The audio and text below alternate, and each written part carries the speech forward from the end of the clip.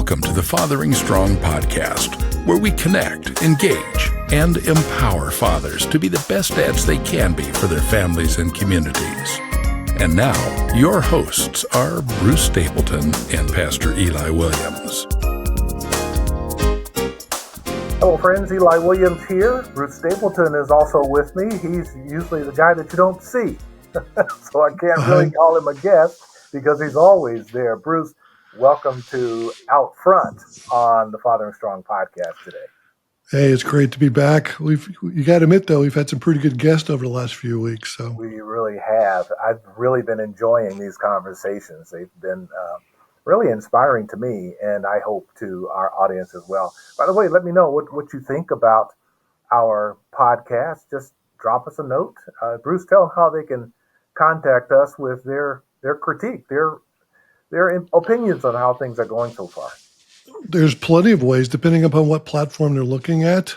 Just provide a comment. So if you're looking at YouTube, you can provide comment on YouTube, and the same thing for Spotify and Apple. So the podcast goes out on all those different platforms, and whichever one's the most convenient for you is the best place to comment. We'll take a look at all of those. And then, of course, you can always reach us through social media, through Fathering Strong, through Facebook, Instagram, and LinkedIn. So we're on all the different platforms. So any way you want to communicate is great with us. But I would say probably the best way is get involved with Fathering Strong and sign up to Fathering Strong and just watch the podcast there, and you can communicate with all the other dads that are on the platform as well. We have over 350 dads on the platform now. So why don't you join us on Fathering Strong? All right, today Bruce and I are going to be discussing father-daughter relationships. Now, this is... I'm happy that Bruce is joining us because I am no expert on daddy-daughter relationships because I don't have a daughter. I've got sons, no daughters. I've always wanted a daughter, but that's another topic for another day. And if you read our blog this week, it's all about building a healthy father-daughter relationship. You know, so often we hear about these daddy-daughter dances and these little entertainment-related kinds of things that different organizations have annually, usually, and that's good. No issues with any of that. But there's so much more to building a great relationship with a daughter than an annual get-together, a date, or dance or something like that. It is crucial that fathers and daughters have a healthy relationship because the father has so much to give that no one else on earth can to his daughter, which will help her grow up in a way that is healthy and helps her to be able to build great relationships with whoever her eventual spouse is going to be. So we're going to talk about some of those things today. In my blog post, I mentioned that there are 5 ways. There's more than 5, but we talked about 5 ways that a father can build a strong bond with his daughter. So we'll get into that and also hear some stories from Bruce on his relationship with his daughter. I can't wait to hear those. So why don't we begin, Bruce? Why don't you tell us a little bit about your daughter and your relationship with her? Well, let me start just a little bit earlier because I think it does provide a little bit of substance to the story. Sure. When I grew up, I did not have a brother. I had 2 sisters. So, I grew up with females. And so, that was sort of the relationship that I grew up with and understood, from playing with them and growing up with them, sort of something of what their needs were.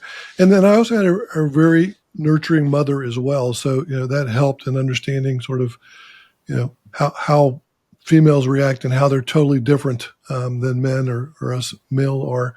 And then I've got 2 daughters. So one was the oldest, the firstborn.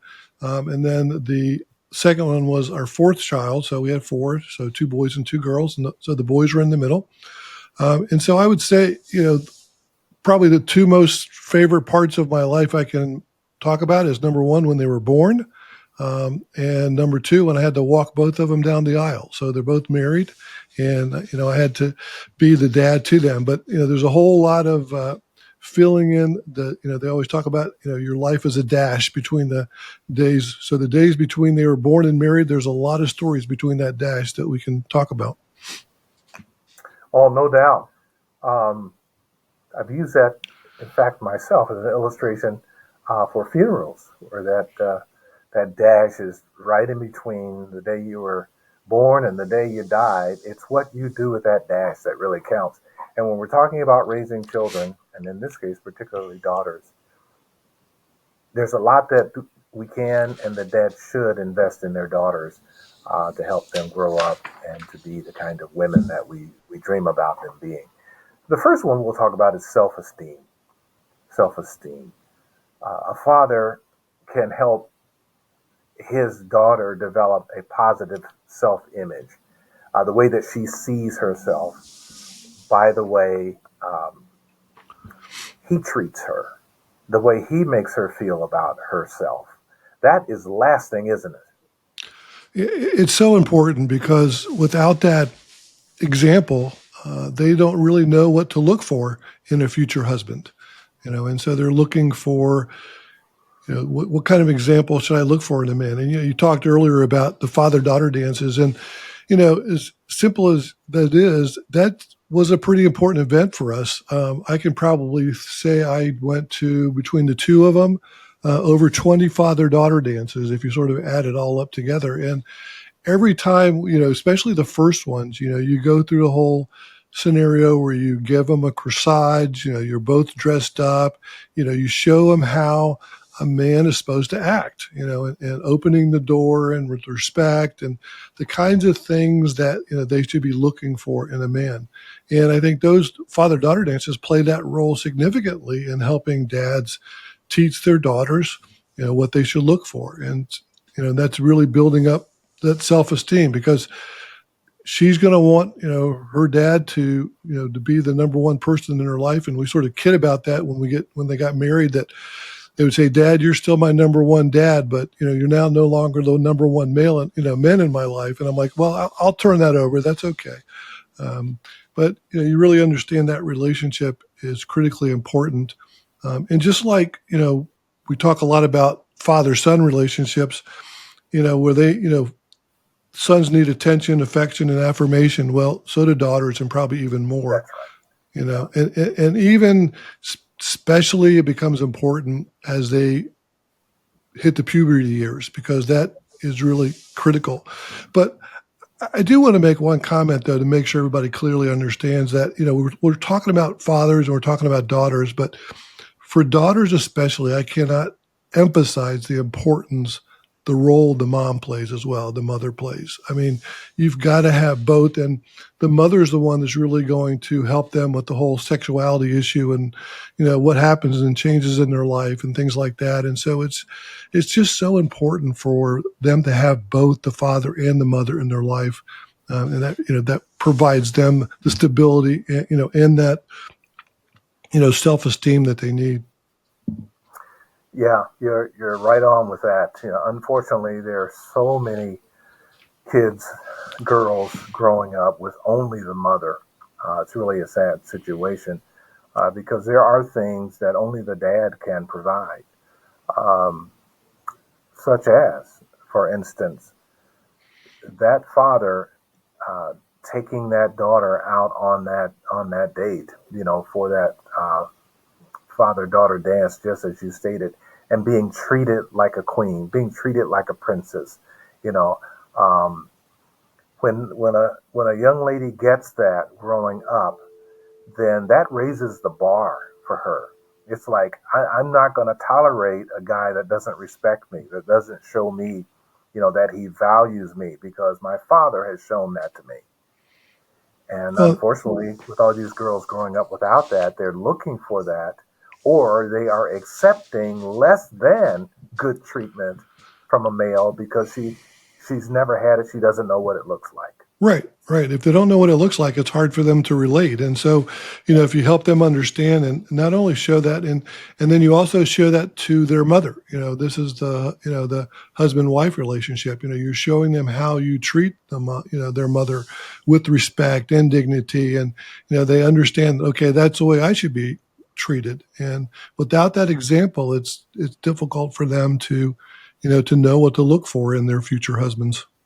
Yeah, they've made, I say they, but the world has gone the way of not practicing chivalry anymore. And I suppose there's some aspects of that needs to be forgotten. But the idea of opening the door for your wife, for a woman, the idea of being that protector and of being there to honor and show respect to a woman is something that is needed in every generation, because those are good values and things that we should be passing on to our daughters. It's a shame how many of our young women, particularly in some neighborhoods, in some cultures, how badly females are treated, and they're called things like bitches and hoes, and they're treated like less than human beings. And I think a lot of that is because of fatherlessness. That's another topic that we'll get to another day. Hopefully, we're talking to some dads with daughters, and you can show your daughter a better way, just how you treat her. So, spending quality time. How important is it, Bruce, to spend quality time beyond the annual daughter daddy dance? Well, like we've always talked about it in earlier podcasts, it's all about quantity, and quantity brings quality. So I think, you've got to be there for their events. You've got to be there for different parts of their life. You've got to understand, what they like and dislike. Both of my daughters were completely different. Neither of them I would classify as tomboys or, the girly girls. I don't think either of them would like that, but one of them was, into more dance, into track. And the other one was more into theater and tennis. And, so they both sort of liked the sport. It was different sports, but they both had a different group of friends. And so understanding, their friends and being clearly in front of their friends so they understand that they have a caring and supportive dad, I think is really important. I know one of the topics of being a dad, which especially today with social media and everything else, is just sometimes it's tough because the dad's role as a protector is you've got to set the limits. You've got to set some boundaries. I was talking to my daughter, my youngest, she's now almost close to, I think she just turned 29. I said, give me some stories of some things that, that I did for you and with you. And she says, well, one thing I remember is when you kicked everybody out of the house at 1 a.m. I'm like, oh, good. That means I was doing my job. So yeah, I guess they were noisy down in the basement. It was 1 a.m. She was in high school and there was a bunch of her theater groups. And I'm like, okay, enough of this noise. I got to get some sleep. So I kicked them out of the house. But, but I think, I was always there when somebody would come pick them up for a date, to meet the person, to make sure they understood it. And they never liked that. They always said, Dad, why do you always want to try to talk to them? Because I'm 6'9", and they're like, you're so intimidating. I'm like, well, that's the point. And just want to make sure that they understand the consequences if they don't take care of my daughter. I love it. I love it. The second thing we'll talk about when it comes to daughters and daddies, and that is trust. Trust. How important is it that a daughter learns that her father is trustworthy? How important is that? Well, it's critical, but the problem with in today's society is it's tough because the kinds of boundaries you have to create for them for social media, things like that, just makes it harder because, you say, well, let me see your phone. What did you do on social media? Well, why? Don't you trust me? Is a question. And I think it's really an issue of you have to be able to explain to them what's happening in the world today, that the person they're communicating with on social media may not actually be that person. Maybe, instead of being a 16-year-old female friend of theirs, it may be a 65-year-old male who's communicating with them. They don't know. And so you have to help them understand, what's happening in society today, and just giving them the knowledge and the ability to make good decisions, I think is the best thing. But I will tell, all the dads out there listening, if they have teenage daughters right now, I know that's something they struggle with because they're having fights with them all the time, saying, "Dad, you don't trust me." And listen, all you dads out there, keep doing what you're doing, because you've got to be the protector. You've got to be the person that sets the guidelines. There are some things you can do, though, if you know how to play the trickery a little well, I call it, where one of the big stories I always share is when my kids were growing up, and I did this for the boys too, but it really worked better for the girls. And that is, I had this rule. I learned this from a guy I worked with, and that was no sleepovers without a 24-hour notice. And you sort of scratch your head and say, well, okay, well, what does that do with anything? And when the person explained why he did that, it made sense to me. He said, well, basically by doing that, you're sort of, taking away all the problems, because that way, if they have to prepare for something and whose house they're sleeping over and all those kinds of things, it just causes a lot of other problems not to happen. And I said, yeah, that makes perfect sense. But as I started thinking about it and started doing that with my kids, who, by the way, did not like that rule, one of the things I found out is it put the onus on me, not on them, if they decided that was an environment that they didn't want to be in. So they could say, if their friends say, hey, we're going to have a sleepover tonight, they would say, oh, I can't come. Well, why not? Well, my dad has this dumb rule. He has to have a 24-hour sleepover. And, my dad, he's crazy to do that, but, I just can't do it. So it gave them an out without making them look bad, from a peer perspective. And so those are things, hey, I'll be the bad guy all day long if I can protect, my children. And I think those are kinds of things and kinds of, stories that you have to deal with and learn how to handle to maintain that trust, but at the same time, maintain some boundaries. Now let's flip that. How important is your daughter or any father's daughter coming to trust their father? The father showing that men can be trustworthy. Well, it's crucial, because that's going to be important for them as they start building relationships. They need to know there's a trust. And it just all goes back to what we talked about earlier. If they see how you deal with their mother, if they see how you handle situations, and probably the most important thing is consistency. If you have defined rules, and they understand what those rules are and you're consistent with those, they may not like them, but, as they grow older, and especially now as both of my daughters are older and one of them has kids of her own and the other one, hopefully will have some soon, they see the importance of that. And then my older daughter obviously understands you have to do that, because she's got, kids between the ages of 12 and 4. And so she, knows that is an important issue. And I hope that she understands the role that her husband, my son-in-law, has to play in developing that relationship. And she has one daughter, and so he's got to build the father-daughter relationship with her. And so as we meet with them, and my granddaughter, we try to build those same kinds of things into her that we did with our own daughters.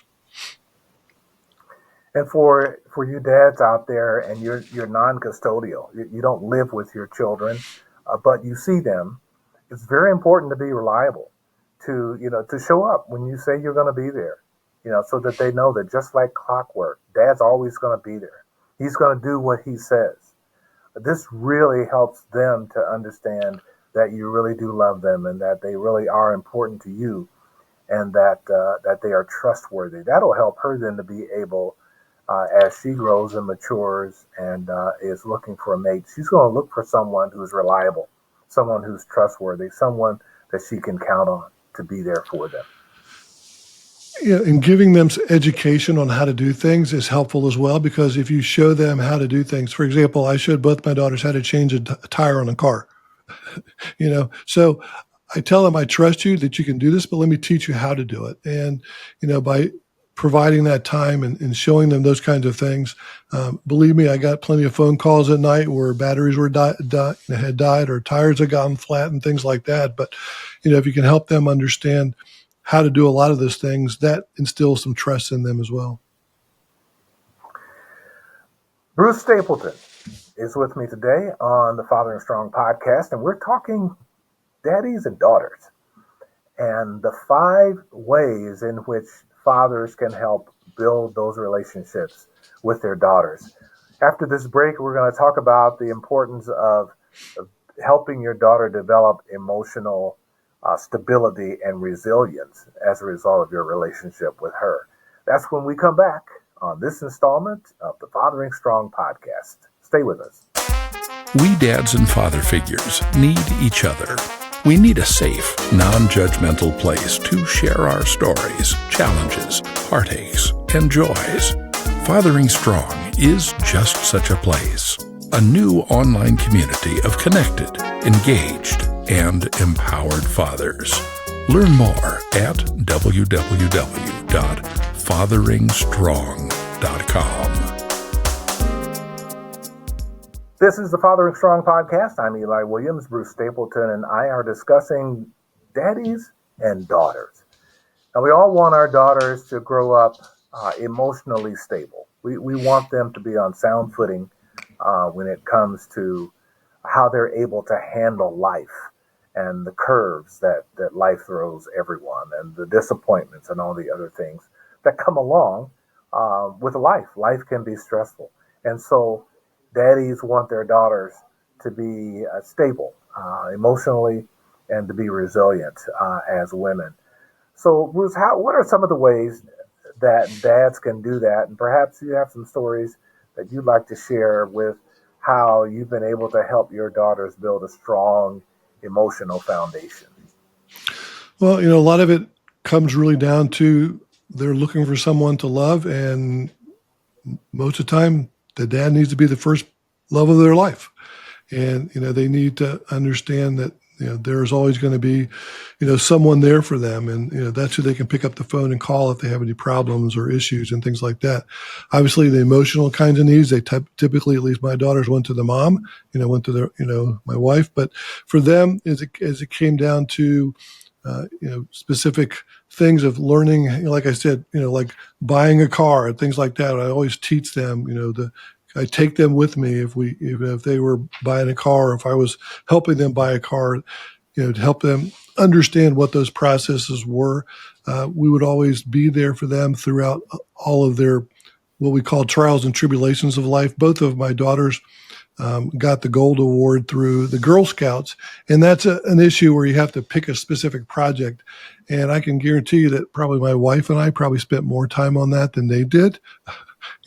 But helping them work through that process and helping them understand the importance of that. Because once they achieve that award, you get a lot of acclamations from, the senators and the congressmen. They send you letters and things like that, but it really helps with your college, evaluations when you're going through that. So we really wanted them to build on a lot of those skills and help them understand, we were always there to help them. And I think, to me, that's really the key when they're looking for help. They're really looking for someone, who can listen and just understand them. And I'd say that's probably my biggest weakness, and something, I've learned to do more and more is us guys, plenty of you about the same out there. We're all fixers. We always want to fix the problem. And so, when our daughters would come to us and start telling us all their problems, they're not looking for somebody to fix it. They want somebody just to listen and understand. And so, one word of advice I can give the dads out there is don't be in the fix it mode all the time where, well, if you did this, then they're like, obviously you're not listening to me. And it's amazing how, as we get older, we understand that, you've heard the book, men are from Venus and women are from Mars, or the other way around. I mean, we all interpret things completely differently, and how we're interpreting what they're saying to us is probably not even correct. And your wife is probably a better discerner of that than us dads are. But I think that's one of the things that I would, if I could do something different, I would definitely try to be a better listener and not much as, don't try to fix as much. So important. As I said, I've never had a daughter, but I do have a goddaughter, and I've got a niece. I've got several nieces, in fact. And you're so right about that. My wife taught me this, actually, how important it is to just listen. You don't need solutions. You don't need to be giving advice all the time. Sometimes, a lot of the time, they just want someone to listen. It says, I care about you, I'm interested in you, and I'm willing to sit here and hear whatever is on your heart. That helps build, I believe it helps build self-esteem, among other things also, in a young girl, as she understands how important she is. She's important enough that her daddy takes the time to listen to her.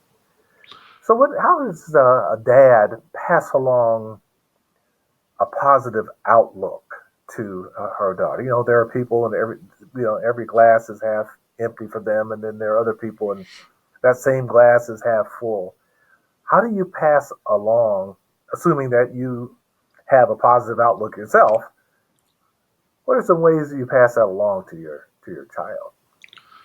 Well, I just think it's how you live every day. You do the kinds of things that you feel like that's going to interest them. I know for both of our daughters, we provided them opportunities on things that they were interested in. One was interested in Campus Crusade, so we sort of helped her find a way to get out to San Diego to go to a course. Another one was interested in fashion, so we sort of helped her figure out, okay, here's how you can get to New York to go to this little fashion, seminar and things like that. We really tried to promote their interests and help them sort of achieve those. And so, we let them come up with what it is they wanted to do and then sort of help them through that process. But as we talked earlier, I think it's really about just spending the time and quality and just letting them know that you care. And, I used to do some things where for both of my daughters where every once in a while, I would wake them up at night and say, hey, you want to go sneak out and get donuts?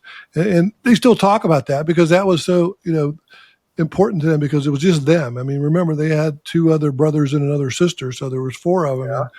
Yeah. And, so they're saying, oh, just me. Can we go? I'm like, no, I'm not taking anybody else. Just you. We're just going to spend some time to do this. And sometimes you have some good discussions. Sometimes you don't. But it really is just a matter of them feeling important. They have that opportunity to do those kinds of things. And, and then the other piece is just being there for them that, I can't even count on the number of times I spent. I remember one story. Well, my younger daughter was in college. I told her, I said, you need to get that battery changed. It's going to be a problem. And 3 days later, she calls me and says, oh, Dad, guess what? I'm like, yeah, I guess I have to come jump the car. So, and another one had a problem with the tire when she was in college. And I said, well, let's get this fixed. And how do we work through that? So I guess there's my fixer coming through. But, but there's always ways that they felt comfortable to call you about those things. They weren't afraid and thought they were going to get scolded. They believe me, they hear a few words about, well, if you'd have done it this way, then, but they also knew that they were going to get taken care of. And they've always felt, that trust and comfort in that. And so I think that's just once again, how you spend the time with them, provide them that quality time. And then once again, most importantly, their view of how you have treated their mom and the things that you've done. So they know that you can, they see the way you've treated her. So that's what they're looking for in their future husband. And I think both of them did pretty well in their selection. So that's about the best you could do. Good stuff.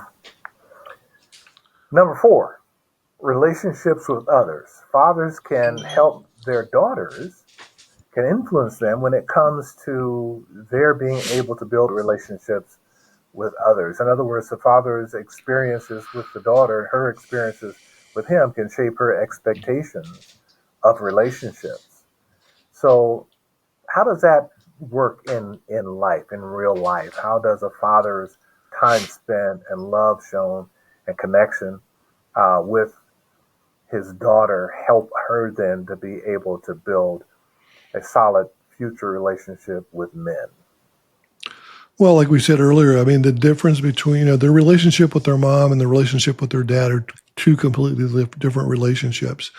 And as a dad, as their father, they can begin to see how they need to be treated, what the expectation is. They can build those expectations. And as you said earlier, it will help them understand that if someone treats them differently, that's not acceptable.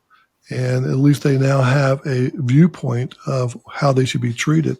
And it goes down into all different things that you do, as they grow up, like you said, treating them, like a special person, showing them respect, helping them understand, what's right and wrong.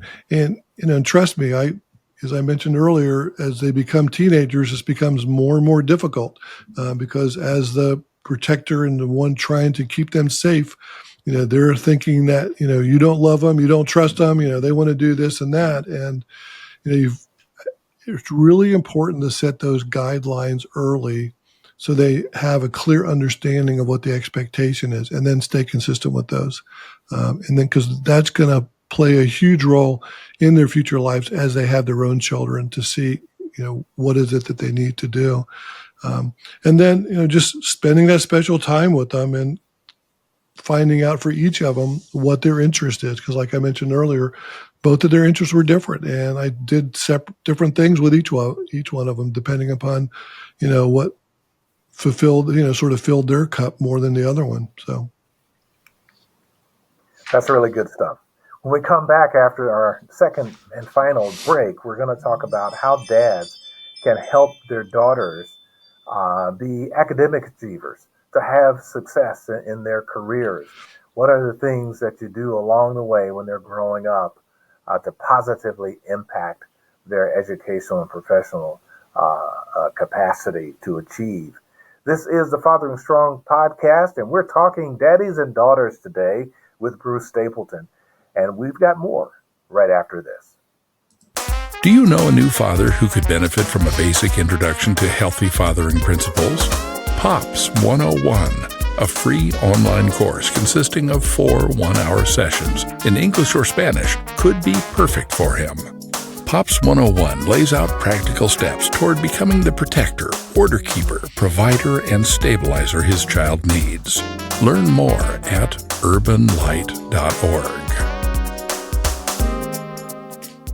Eli Williams here, along with Bruce Stapleton, and we're talking daddies and daughters today. I'm really enjoying this conversation, but it's making me sad that I never had a daughter. Boo-hoo. I know, I've got the tears falling and all that. But seriously, fathers are sometimes undervalued in society when it comes to their impact and their importance for their daughters. We talk about fathers and sons all the time, and that's great. But daddies are also important to their daughters. So we've been looking at 5 ways in which fathers can help their daughters to grow up mature and healthy and emotionally stable and all of that. Number 5 has to do with academic and career success. So, Bruce, give some examples of what you have done with your daughters as they were growing up to help them to be achievers when it comes to academics and career. I know did you tell me they're both college graduates? Mm-hmm. Yeah, they both graduated, and yeah, I think it's important to, start early. As soon as they were born, we were reading to them and, getting them to learn how to read and, just enjoying learning. And as I mentioned, we talked a little bit about the Gold Awards they went through. Well, that's a whole series of Girl Scout experiences that they had, to go through to learn. And that provides them some different skills outside of education. They go camping, they do different kinds of things, which helps them learn different skills. And, I've always just helped them try to understand the joy of learning. I told my both daughters, I said, you don't go to college to really learn or get a specific degree. You go there to learn how to deal with people, to build relationships, and to learn how to learn. And if you can do that, you'll be successful throughout the rest of your life. Both of them sort of went down different paths. My oldest daughter started out wanting to be a veterinarian and sort of went down that path and eventually decided that wasn't an avenue. And we helped her out with that as well, helping her go through and do some testing and see what she was interested in. And she got more into sort of the event side. And she's actually the wife of a pastor now and is a full-time stay-at-home mom. So, she has her hands full and understands the importance and role that the mother plays for 3 boys and 1 daughter. My youngest daughter went through and graduated in communications, and she's more of an extrovert, and deals in retail, and works at a number of different stores, and has done those kinds of events. And she has no kids yet. We're still knocking on wood on that one to see when that day is going to happen. But she understands the importance of education, and how that needs to then be transposed over to your child. I would have to say one thing that I remember very clearly, that my mother told me, and I can't remember how old I was, but I was probably early teens, probably at the time. And she said, my role in life is to make sure I get you educated enough that you can be, positive impact society, that you can educate other people. Yeah. So I guess all I can say is job well done, Mom. So, So both you and your wife are college educated people. So I would suspect that in your family, in your household, your conversations and all of that assumed that they would follow your path, and they would do well in school, and that they would go on to college, and that they would graduate. So you had a culture of education in your home that helped, didn't it? right. And a lot of that happened through elementary and high school years, where I can remember there was numerous times in the elementary days that, we would move them around to different parts of the classes and help them understand this. And, some of our children had more issues than other ones did. But really the bottom line is, and you sort of want to say, well, what was the success factor? And that was, you've got to stay engaged with them, and you've got to stay engaged with the schools. You cannot let the schools dictate what happens to them and where they go. If something's happening that you don't agree with or doesn't seem to fit your child, speak up. And I know there's two of ours, one, my son and one daughter, where we actively went in and, sat down with whoever we needed to ensure that, these were some things that could happen, because we knew our child better than they did. And, that you're your child's advocate. And so you've got to be there for them. And I think by them seeing that, in some cases, depending upon the age, they may not like it because they feel like mom and dad are interfering, but they're not old enough to understand what those implications are yet. And they really need you as parents to do that. And it's important for both the father and the mother to do that. I know, honestly, my wife probably did more of that than I did, but I know when there were some very, very important meetings that happened, we were both there. And so we made sure that both of us were there to provide our opinions and hear what was going to happen, and and be involved. Well, congratulations on a great job as parenting your daughters and your sons. You are an inspiration, and I really appreciate this conversation today about daddies and daughters. Folks, my guest, not really a guest, I'll say my co-host today has been Bruce Stapleton. As we've been discussing this important topic, dads and daughters. Check out our podcast, or actually our blog post for this week on that topic. There's a lot more there. We hope that you will enjoy that. That wraps up today's conversation on the father's role in raising daughters. We thank you for being a part of it. Fathering Strong offers many resources, including our weekly Fathering Strong blog posts, our devotionals, videos, our fatherhood courses, and so much more. Explore the website, fatheringstrong.com, and see for yourself what's available out there, and it's all for free, courtesy of Urban Light Ministries and our donors. Thanks again, friends, for being with us today, and thank you, Bruce. Next time, our guest will be Harold Howard. Harold is a very experienced fatherhood practitioner, and he has made it up the ranks into the executive levels at Talbert House in Cincinnati, which is a very large social service agency. He's going to talk to us about his years as a father himself and as a fatherhood practitioner. He's also the president of the Ohio Practitioners Network for Fathers and Families. That's Harold Howard. He'll be our guest next time on the Fathering Strong podcast. And finally, may the Lord bless you, dads, as you give your child what no one else on earth can, and that is your fully developed father love. That's Fathering Strong. Fathering Strong is powered by Urban Light Ministries, a not-for-profit organization serving the needs of families and children for nearly 30 years. Your support helps us continue turning the hearts of fathers to their children while meeting some of the immediate critical needs of struggling families with small children. Contributions of all sizes are welcomed at www.urbanlight.org. The Fathering Strong podcast is a production of Urban Light Ministries, with technical assistance from the Momentum Group, and Harold Rayford provides the theme music. So thank you for listening.